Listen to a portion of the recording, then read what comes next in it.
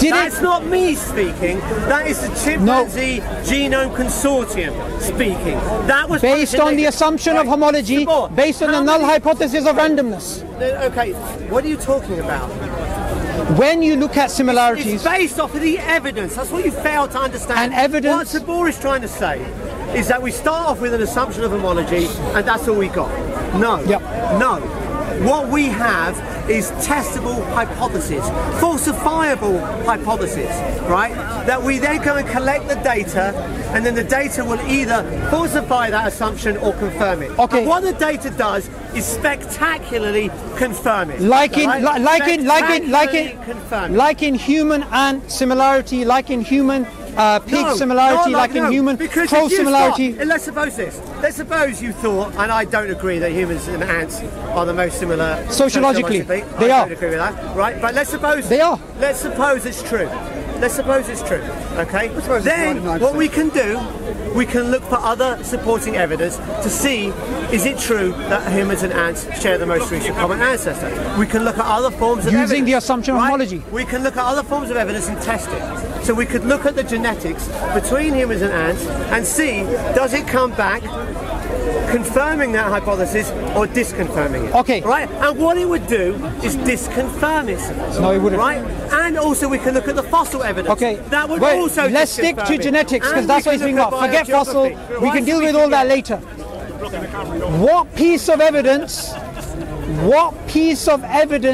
can challenge the assumption of homology in genetics? I want you to give me any piece of evidence. Easy. Go on. Easy. Right?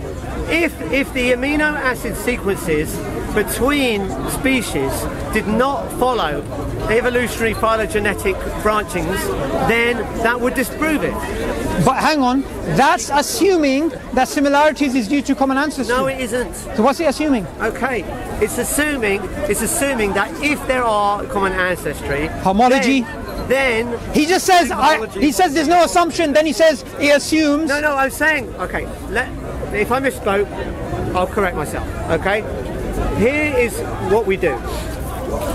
We look at data and see, can it confirm a particular hypothesis, right? Or is the null hypothesis confirmed? And in every case... And the null hypothesis is randomness. Right? Yeah. So what? Which is just as likely as me walking down there and getting punched by Lady Gaga and birds coming and eating me away. No, Suboor, that's random. Where you've misunderstood it. That's where you've misunderstood it. Okay? You've completely got things. What I want to know is, when you gave us that... Let me respond. Right? Sure. Okay.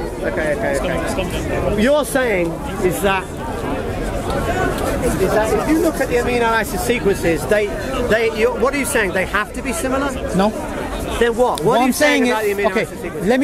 Let me put up my problem with what you were saying earlier. Okay. You were saying, look at this sequence, the chances of this sequence being this similar based on the null hypothesis of randomness is this number, and that number may be 0.0000001%, which is more than the number of atoms in the universe or whatever. What I'm saying is, why didn't you initially point out what the null hypothesis was when you were giving us that piece? What difference does it make? What? 1 second, I'm dealing with it. The difference it makes is that you're telling us the entire story. You're not just giving us a part of the story.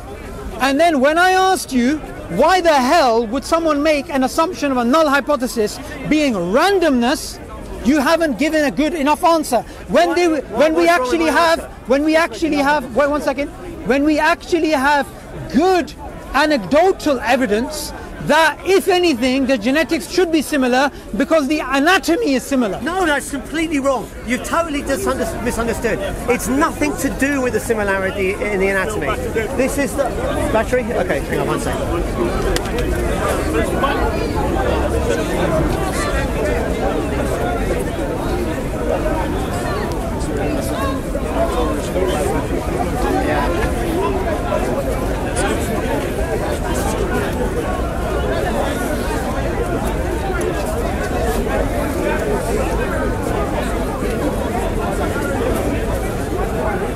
Okay, right, this is what Suboor just fundamentally doesn't understand about this argument, right? It's nothing to do with the anatomy, right? What we've proven is that you can have a completely different amino acid sequence and the same functional protein. This is the whole point. It does not... what he's saying is, oh look, humans and chimps have got similar anatomy, so of course they've got similar amino acid sequences. And that's just wrong. Why? Right? I tell you why. Because if you take out the amino acid sequence, if you take out the protein from, let's say, yeast, right, and put the human protein in there, the function of the cytochrome C is unchanged. So you can have any amino acid sequence you like, right, and you will still have the same functional protein. Therefore, right, it doesn't, you can't conclude that the amino acid sequences would be similar based off anatomy. You cannot conclude that. That is false. No, that's right? not true. It is completely and utterly false. It's not. Right? Okay, so let me explain why you're wrong here. When somebody is making a comparison between two different types of, say, sequences. Yeah. Now, if two things look similar, then why would somebody make the null hypothesis randomness unless you wanted to reconfirm what you already knew? Now, the issue here is this. Everything we've spoken about so far is based upon genetics. You believe genetics is decisive evidence for human-chimp ancestry, yes or no? Yeah, I believe that, and so do the authors of the chimpanzee sequence paper. Not just me, right? Sure, fine. Right, this is a broad consensus in science. In fact, Suboor, let me challenge you. Can you show me any papers in a journal as similarly high impact as Nature that say humans and chimps don't share a common ancestor? Can you quote me even one paper? I already told you, based on the assumption of homology, that is a hypothesis. That is what was the paper? Wait, hang on. Which paper was it? Okay, wait, relax. We got time. You know, I have to go in about 20 minutes from now. Okay, that's fine. No problem. You've been refuted enough, but I'm going to make one last point. Not been refuted at all. Zero refutation. Okay, wait 1 second. Let me refute both of you at the same time because he's been talking a lot. Let me ask you a question. Yeah. All this time he's been speaking about genetics, and I've been bringing him back to the idea of homology, and that genetics adds nothing new to the assumption of homology and nothing new to the evidence of human-chimp ancestry being true literally, because this is a philosophical problem, not a scientific problem which can be resolved by data. The yeast evidence is clear evidence. It is. Right? It is. All he's been speaking about is genetics. Now I want to ask him one particular question. Do you think genetics has added anything new to the philosophical paradox of homology and homoplasy? What I think is that the genetic evidence confirms homologous relationships between humans and chimps. Okay, let me ask again because he didn't answer. At the time of Erasmus Darwin believed in human primate ancestry based on the assumption of homology. So did John Baptiste Lamarck. So did the ancient Hindu philosophers based on the assumption of homology. Genetics has added nothing new to this conversation. You say rubbish, what do you say? I would say that here's not what I say. I'm your interpretation of what they say. I'm nobody, okay? I know that. Right? Okay, thanks. Okay, who is not nobody is the Chimpanzee Genome Consortium. They are not nobody, they are the top experts in this field, okay? And it's not just one author, this is a consortium of all the leading genomic institutes in the world. And what they say is that the genetic evidence spectacularly confirms common ancestry. Right, now you said it's all about genetics, so I'm going to give you some fossil evidence. Wait, one second. No, we're not going to move on from that point. Why not? They are saying this is evidence based upon their assumption of homology. If the null hypothesis is randomness, like you admitted, which is a self-confirming theory. It isn't. Right. If you by definition, if you've got a null hypothesis and a hypothesis, and they're different data, by definition it's not self-confirming, is it? Because you've got a null hypothesis. Yeah, but if the null hypothesis... So that makes no sense at all. If the null hypothesis that doesn't make any sense at all. If the null hypothesis is absolutely ridiculous, like me walking down there and getting mugged by Lady Gaga and birds eating away at me, anything in comparison is going to be highly likely in probability. You say it's ridiculous because you don't understand anything at all about genetics. Now, here's the thing. all this time, Phil has been bringing up the idea of genetics. All right, I'll switch to fossils. And we will. Fine. Okay, before we go to fossils, let me put the final nail in his coffin. There's no nail in anybody's coffin except your own. Continue. Okay. Jonathan Marks, who is an atheist evolutionary biologist, this is his book, What It Means to Be 98% Chimpanzee. Other species appear to grieve, but none weep as humans do, and certainly not over imaginary events like those in Les Miserables or Love Story. What does genetics have to say about all of this? Nothing, full stop. Sameness, otherness, is a philosophical paradox that is not resolved by argument. That is resolved by argument, not by data. Genetic data tells us precisely what we already knew, that humans are both similar and very different from the great apes. The exact same point I've been making all this time, except I wanted to bring out the quote right at the end when he's dug himself in a very dark, deep place. Genetics adds nothing new to the ancient paradox of similarity and dissimilarity. Okay, there's nothing in what he quoted, nothing at all, that gives any evidence against human-chimp common ancestry. What that author is saying is that humans and chimps have differences. No one's disputing that. So that is that is what we call a straw man. Hang on. Suboor, I didn't interrupt you there. I am going to interrupt you because you have very little time, and I want to make sure you refute it well enough. Okay. Wait one second. He never Hang on a second. We have a good crowd here. How many people think that this guy understood what that quote actually said? Oh, I thought you said it wasn't decided by popularity vote. Okay, it's not, but according to your friend it is. So I'm going to go with your friend. Well, he's not my friend. I've never met him before. Well, he's supporting you. You should be his friend. That means you're... Wait, one second. You're distracting. This is a pure distraction. Okay, wait, one second. We don't decide things. Wait, one second. Okay. I gave him a very direct quote, which is, this whole time Phil is speaking about genetics as if genetics has added anything new to the ancient problem of homology and homoplasy, to the ancient paradox. And he dug himself a deep hole by repeatedly speaking about genetics. And in that quote, Jonathan Marks basically says, genetics adds nothing new to this philosophical paradox, which is resolved by argument, not by genetic data. And what does he go on to say? He says, yeah, of course, he's saying we are different to great apes. That's not what the quote says. The problem is this. The quote says this very clearly. And the thing is, Phil comes to the park regularly. I come to the park regularly. We're filming this. The quote, if you want to say I quote mined, no problem. Go and research it and find me how I quote mined it, how I took it out of its context. But very clearly it says this: homology, homoplasy, the philosophical paradox which existed before Darwin, is not resolved by genetics, it's resolved by argument. So genetics adds, according to Jonathan Marks, an atheist evolutionary biologist, nothing new. Okay, so what he's completely misquoting it, right? Okay, wait, hang on a second.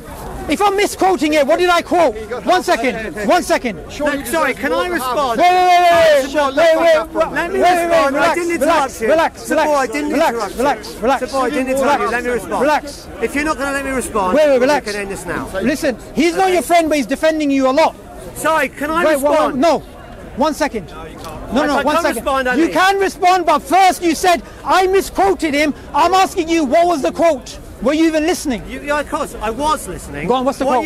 What you said was that humans and chimps are different, right? That they have significant dissimilarities. Okay? That's what the quote basically said, right? And that has nothing to do with the question. Was that the quote? There was nothing that to was do not with the quote. All right. Okay, Suboor, you seem like an